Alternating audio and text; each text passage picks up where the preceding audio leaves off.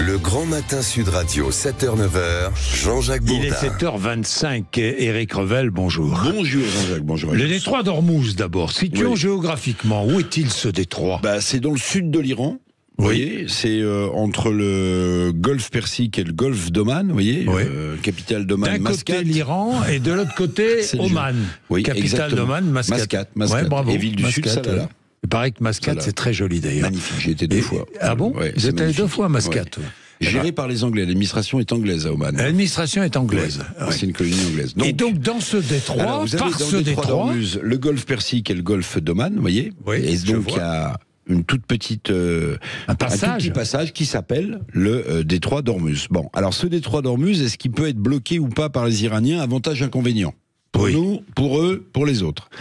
Bon, d'abord, les États-Unis, c'est vraiment les plus forts. Eux, ils sont indépendants en termes de pétrole. Ils s'auto-produisent. Depuis quelques années, ils ont fait du gaz de schiste. Donc eux, de toute façon, si le détroit d'Ormuz est bloqué, Jean-Jacques, les Américains, pas de souci. En revanche, pour l'Europe, le reste du monde, c'est un sujet. Comme vous le disiez, il y a 25% du pétrole mondial qui passe par là. Mais c'est aussi un sujet pour l'Iran.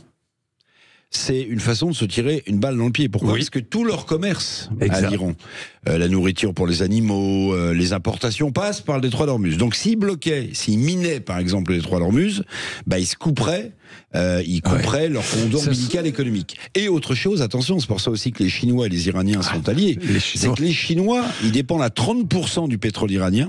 Donc si le détroit d'Ormuz est bloqué par l'Iran, les Chinois, il faut qu'ils trouvent 30% de leur pétrole ailleurs. Les Russes aussi seraient très touchés.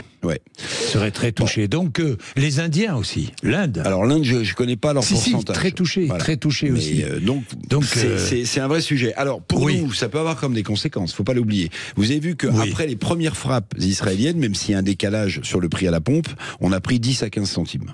Après les premières frappes israéliennes sur l'Iran. Et depuis les frappes avec cette énorme bombe sur l'Iran de la part des Américains, on estime que de nouveau le prix à la pompe va augmenter de 10 à 15%. Mais il y a un décalage tout le temps. Il faut attendre 2 semaines, 15 jours. Alors il y a la possibilité, il faut le redire, pour la France d'utiliser ses réserves stratégiques. Ça permet, vous voyez, c'est un matelas. Ça permet d'amortir le choc pétrolier. Mais ça dépend jusqu'où va monter le prix du baril. Je vous rappelle que on a connu 2 chocs pétroliers dans l'histoire du monde, celui de 73 et celui de 79. Et d'ailleurs, Jean-Jacques, celui de 79, il était déjà dû, on a oublié, aux frictions entre Israël ou à la guerre entre Israël et l'Iran. Exactement. Déjà. Alors, pour parler de tout ça, juste après les infos de 7h30, je vais recevoir Michel Fayad, qui est spécialiste du Moyen-Orient, professeur de géopolitique des hydrocarbures à l'Institut français du pétrole. Donc on ne peut pas avoir personne plus compétente que Michel Fayad pour nous parler de cela. J'en suis très heureux. Mais vous avez déjà présenté le sujet, merci beaucoup Eric. Merci, nous allons voir, parce que les vacances approchent en plus, si le prix de l'essence augmente. 7h28, vous êtes sur l'antenne de Sud Radio.